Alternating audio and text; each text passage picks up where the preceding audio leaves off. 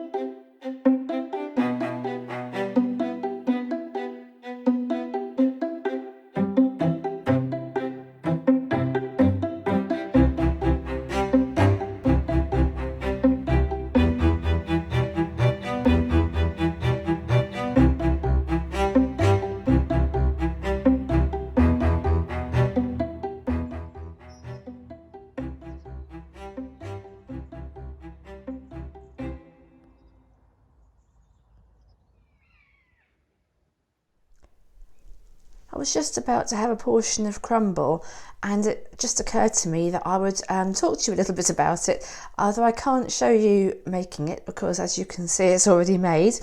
But it's a really lovely simple recipe that I often do, and it's a really nice time of year to have a recipe like this up your sleeve because you can get cooking apples and pears and other fruits which really make a nice crumble, and I like to do one at Christmas time as well with some extra dried fruit in and dates and so on. In fact, this has got a few dates in, but what it is, I'll just cut a piece off like that, is I've made it from the apple. It's an apple crumble, and I got the apples from a stately home not far from here called Blickling Hall. They every year they've got a walled garden.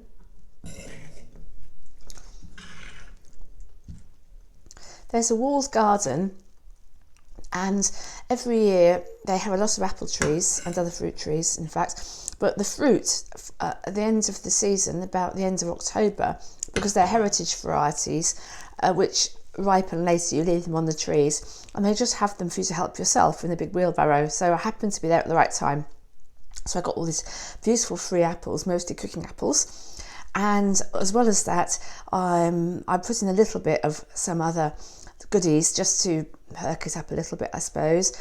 I put in some, just a really few because they're quite pricey, organic apricots and dates cut up into small bits, and a few raisins as well, and lots of cinnamon.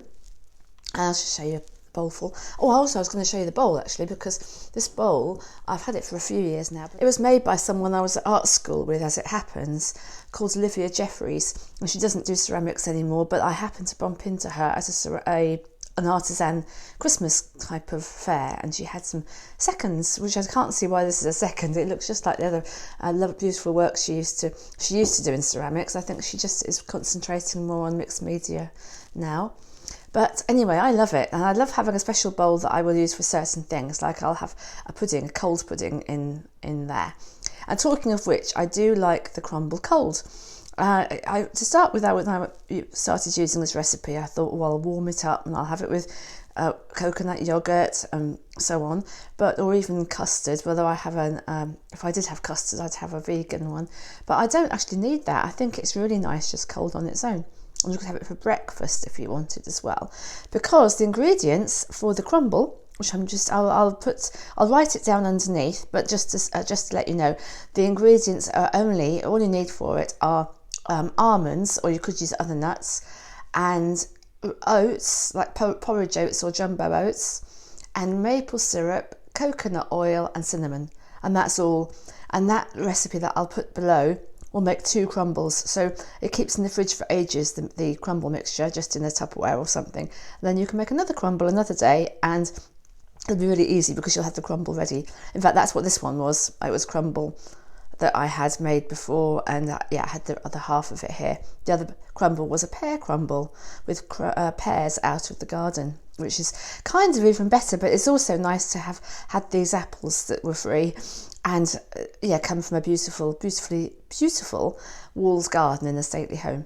So anyway, I'm going to make some coffee. I'm going to have that because it's kind of part of my lunch and I'm really hungry. So that's what I'm going to have, and I will come back and talk to you a bit later. If you do have a go at it yourself, just please do let me know how you get on. Put a comment maybe under the video later when you've tried it, because I really recommend it. I've made it over and over again. It is vegan and gluten free. I mean, I'm not fully gluten free and I'm not fully vegan, but I just feel a lot healthier if I do eat that way. And to find a really tasty recipe which happens to be both those things is a real find, I think.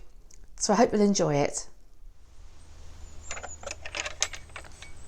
We haven't had a look in the front garden for quite a long time, so I thought it might be quite a nice time to do that. Now it's mid-November nearly, and I haven't done anything out here, which I always say, but it's absolutely true. The only thing I've done is I've just swept some of the leaves from the front step here, because I just think it's quite nice to keep the step swept as people would have done in the old days, and it's just respectful really to the garden guardian here and to the frog to do that. But apart from that, everything has just been allowed to totally do its own thing. So I thought you might be just interested to see what happens when gardens go wild. It's all planted, of course. It's a tiny garden. I always forget to explain to you or to reinforce how tiny it is, because I think things look bigger on camera. In fact, I'm sure they do. So if I was to start at the old front door here, well, it's not in use now. On the other side it's plastered over. So what's the front door now, if I was to use it, is actually the door, the entrance into the shop itself, the old shop itself. And there was another front door into the living accommodation. But to have two, you know, it uses up a lot of space in the house. So that's why on the other side of the door I'm standing in front of, it's just wall. You wouldn't know there was a door there, but it still looks really lovely on the outside. So that's how it is. Anyway, so I'm digressing here, because what I was going to do is just pace across the garden. This is the width of the garden. So there's 1, 2, 3, 4, 5 paces, and I'm in the holly hedge. And then we'll go the other way. I'll just start again at the gate. So here I am at the gate, and we're going to pace again. 1, 2, 3, 4, 5, 6, 7, 8. So it's sort of 5 paces by 8. If that, and my paces are not huge. I wasn't like striding, I was just pacing. So it's really tiny. And when you think how many plants I've managed to fit into this tiny space, it makes you realise, had I chosen to use this front space for food, which I don't, because there's lots of space at the back for that, it just shows what you could actually pack into a tiny space if you were to think of these plants as all being potentially food plants. So, I mean, that's just, again, that's another sort of random thought. Anyway, let's start at the beginning again, and I will just show you around. We're back at the gate again, and as I must just stress again, I haven't done any tidying out here. So this is what happens to a garden in the autumn. If you leave everything to do its own thing, and you have these beautiful flower heads when the flowers have finished. I don't know whether you call them, not really quite seed heads yet, I'm not quite sure, but they are very beautiful. And the willows changed colours, so we've got some lovely golds in there. And coming around the fennel, it's actually still putting out some little tiny green shoots.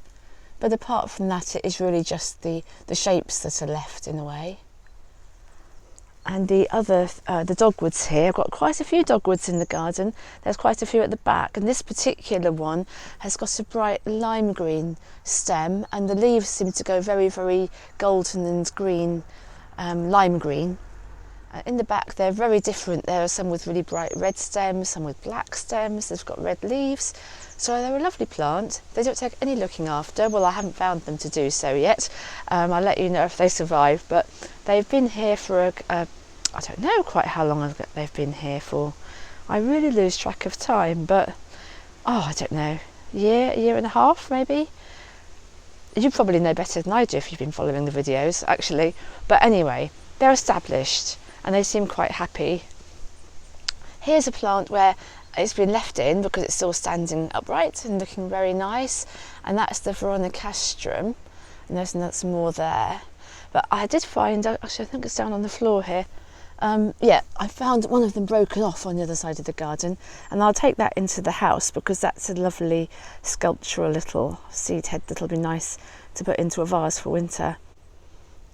Moving on around the garden, we've got the crab apple tree, which has got it probably even taller since we last looked. Well, certainly looking quite happy. And the roses are arching up. Okay, I haven't pruned them at all. Something I will do is I will cut these roses back because I think it'll actually make them stronger. And what I want them to do, as you know, is to cover this trellis, which the more you let it grow at the top, of course, the less you're going to get lower down. So that's quite an important thing to do. But I wanted to let them have hips like here, which I think, it's probably I'm probably at the stage now where I could do that. And I think we forgot to look while I was down here. Yes, we forgot to look at this, which is beautiful. Look at these berries. You can't even describe the colour of them. They are like metal. They are amazing. And that is the Viburnum tinus, which I know I went on about it last time, but I never knew that they had these berries. So that's been a beautiful surprise. And they look so lovely with the green of this, the green that's left or the yellowy green in the Veronicastrum. Behind there, I did notice that there's still some flowers on this salvia. And these salvias, that actually was a cutting. It was just indoors on the windowsill upstairs, tiny little cuttings from a plant which the original plant died over the winter because they're a bit tender. And I had 4 or 5 cuttings and I put them into the garden, not even last year, the year before. And they survived over the winter, I think because it's quite sheltered in the front here against the wall and everything. So, and here it is again. I didn't do anything with that. It just came back up again, and it's a lovely plant at this time of year because it does flower very, very late, but it can succumb to the frosts. So it's really lucky this one hasn't. What else can I show you?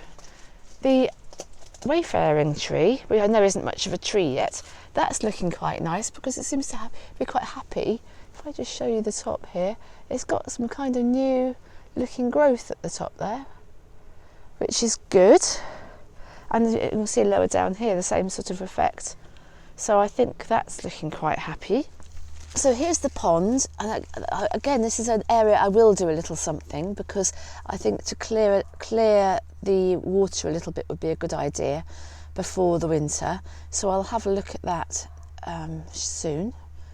She said vaguely, but yeah, I will do that. That's one area I think is worth a bit of attention rather than letting everything just do its own thing. Although you could do, I don't think it would come to a huge amount of harm, and then sort it out in the spring.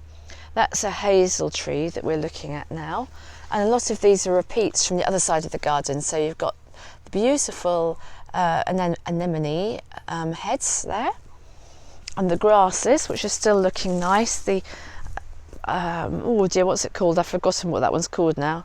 Other than I know that the part of the name is goldsturm, which is like a storm of gold, which is quite self-explanatory there, really. And dragonfly, probably looking a little bit rustier because we've had quite a bit of rain. I can hear muntjac in the background. I don't know whether you can hear them. There's also some sort of machinery going on, which you might be able to hear a bit more. And another thing I would always do is to fill the bird bath with some nice fresh water because it has had a lot of leaves landing in it. And we're more or less back to the start again. See some fresh growth on the willow, which is nice to see. Still not really tall enough to make into an arch or anything, but it's happy enough. So one day it will hopefully be I'll be able to do that. And there's the other hazel tree just here. I use the word tree quite a bit, hopefully, but it's happy enough.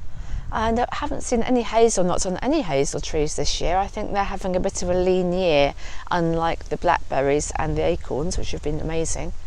And talking of blackberries, there are blackberries in the hedge here, the holly hedge. And that's another thing which actually I will have to do, which is I will cut some of it back a little bit because it's all just arching over and the blackberries are over now. It wasn't very good for blackberries, this hedge, but that didn't matter at all because there's so many down the lane and around and about. That really wasn't the primary purpose of letting the hedge be wild.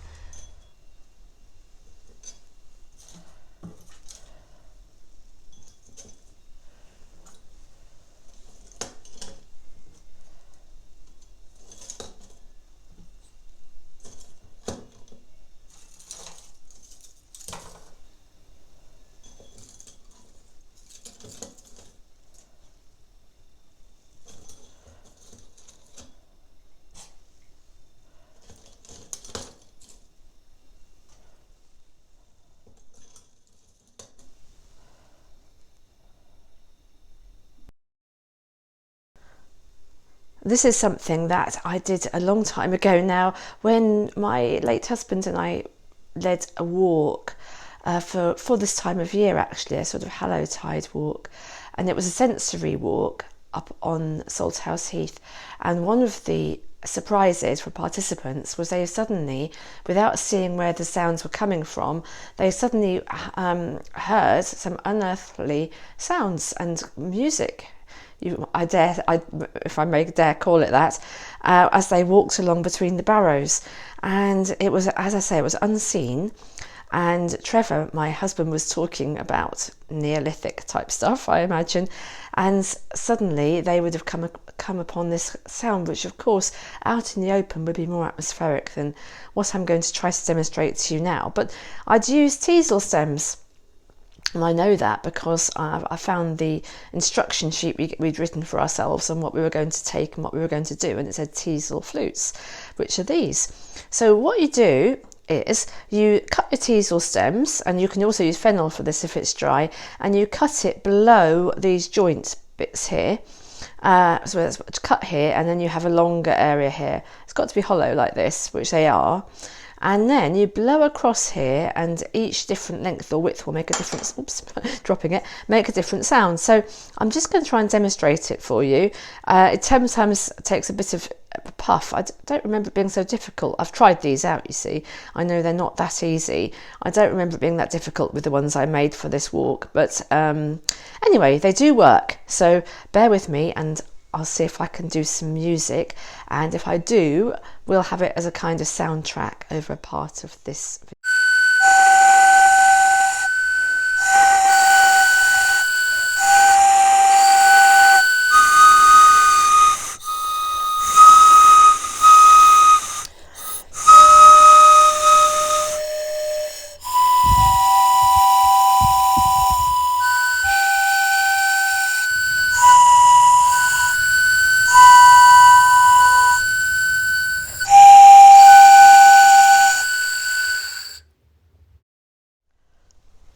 I'm going to pick a few leaves now for my salad for lunch, so I thought I might as well show you what's left in the vegetable garden, which miraculously, again, despite very little attention, well no, scrub that, make that no attention yet, is still producing beautifully. So I'll just show you some of the things. So the coriander, which I think when we looked last time was already going up to seed, is indeed still doing that, so I'm just letting it do its own thing.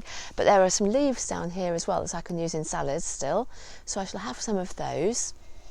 And as well as that, across on this side, the courgettes I think have basically finished now. I've got quite a few in the kitchen still though, so they are still, I'm still actually eating them.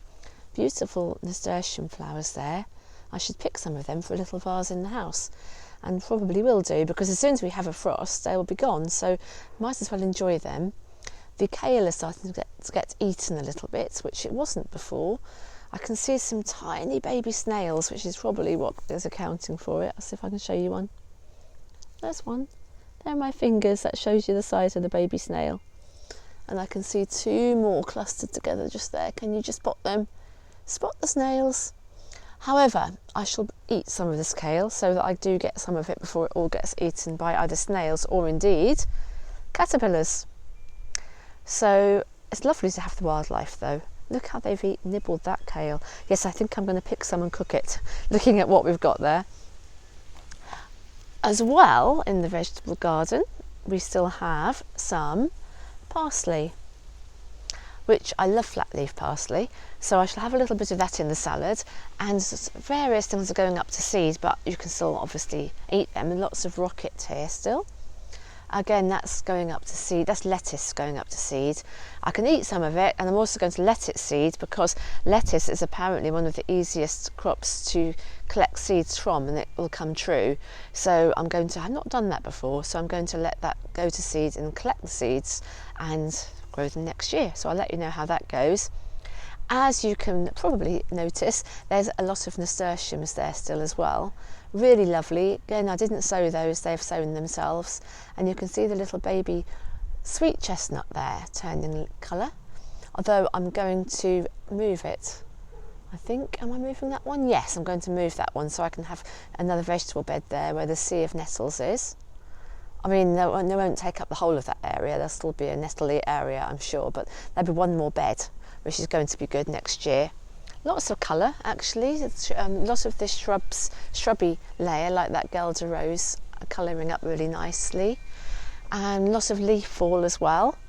That's we're looking up there at alder, primarily, which show some of the trees which have grown the biggest. This is a buddleia, which was never really meant to be there, or certainly I'm not going to let it stay there, I don't think, because I think it will just take over everything and it will shade the garden, the vegetables, to no real good effect. So I'm not going to let that continue, I don't think. It's very happy, but then buddleias are always very happy. That's why they're such good survivors. And there's another, they're really good for butterflies, but there's another one, huge buddleia, screening the house that overlooks the garden here, so I should be certainly allowing that to stay until the forest grows up a bit more, which will obviously do a good job of screening in itself. So yes, so what I'm going to have for my salad is some lettuce, which I'll be able to glean a few leaves there, and some rocket and some parsley and some coriander. I think that's probably all from the garden, but you know, that's enough. That's going to make quite a nice little salad to have on my hummus and bread. So that's my next thing, and then we'll have a little, I think after that I'm going to go on a St Martin's Day walk. And because it gets dark so early now, I think sunset here today is 6 minutes past 4, which you always forget other times of the year quite how very early that is, because it gets cold probably half an hour before that, really. It starts to chill down. So I shall probably have a little walk, because I only had a really short walk this morning, and if I do, I'll bring you along with me, and we might have I might tell you a Martinmas story. So yes, I think I will. So I'll have my lunch and then I'll get started. It won't be a long walk, but it'll be long enough just to tell the story, and you'll be able to see how the woods are colouring up as well. In the afternoon, I walked down the lane to go into the woods, and I thought, as I said earlier, that I would bring you along and we could have a look at the beautiful, beautiful golden late afternoon light, and have a walk through Crowwood, which I haven't done, I think, since we last went down there together. And as you can probably see already, it's much more open now as everything is thinning out and dissolving down. But really, I wanted to use this as an opportunity to have a little story time, because today was St Martin's Day, Martinmas, and it reminded me of a story that I heard some time back, and I've actually found a retelling of it from last year. This story caught my eye originally because the road it refers to is somewhere I used to live really close to in Norfolk, and in fact used to go along this road quite frequently. This retelling was in the local paper, and it was titled, "Is the Entrance to Fairyland Near Bordswell?" Bordswell was the next village to where I used to live. On the road between Bordswell and Swanton Morley, in a field next to the thoroughfare, a hole was found, a potential portal to the other world. In an article written by Michael Sidney Tyler Whittle entitled Witchcraft in the East Anglian magazine of October 1952, it read, "I have heard it said that until quite recently there was a hole in a field beside the Swanton Morley to Bordswell Road. It was neither an old well nor a drain. It did not appear to have been used by fox, badger or rabbit. Surrounded by coarse clumps of grass and bracken and of unguessed depth, the hole remained a mystery. A whisper spread that it was an entrance to St Martin's Land, where it is always dusk and where the green children live. These pixies have always been a constant trouble to the people of East Anglia."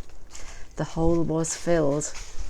St Martin's Land is famously linked to one of folklore's strangest tales, which happened over the border in Suffolk.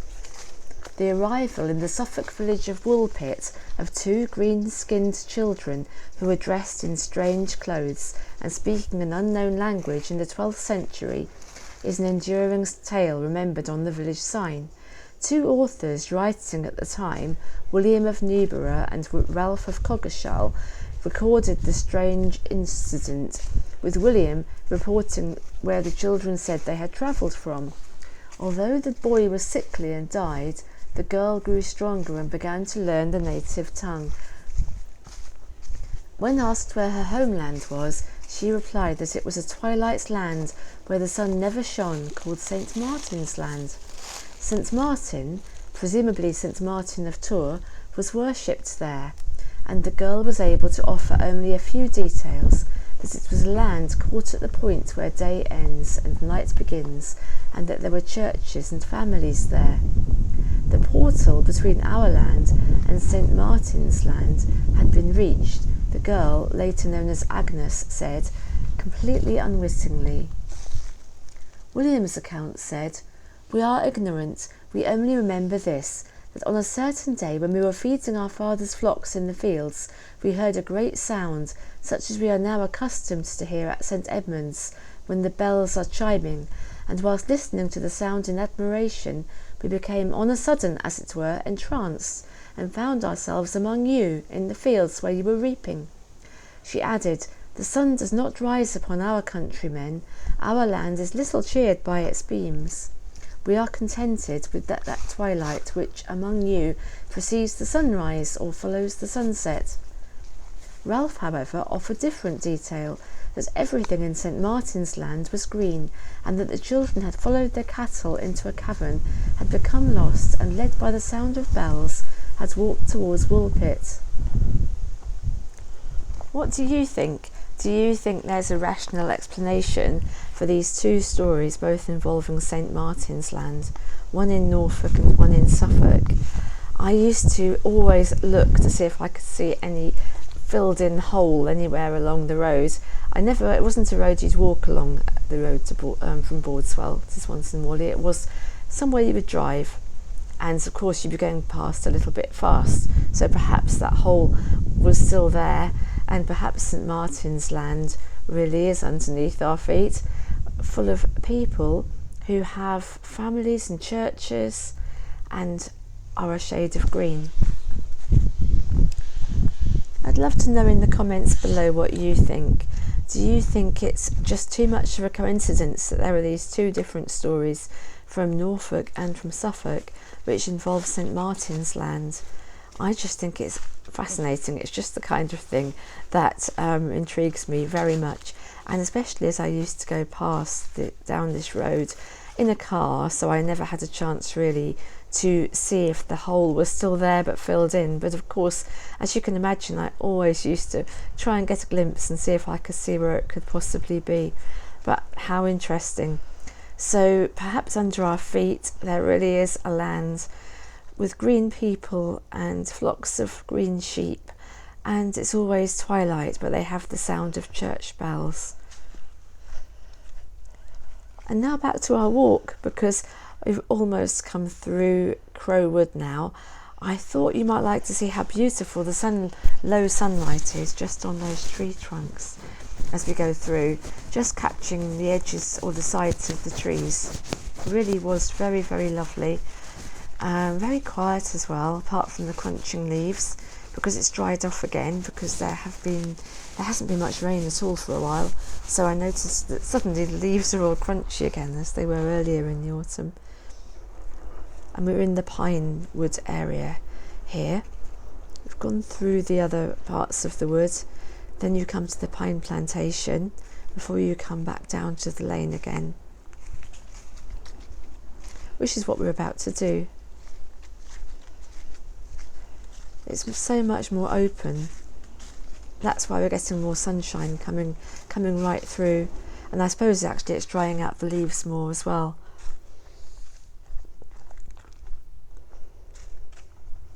And back on the heath, and back home again to the cottage, and no doubt a cup of tea.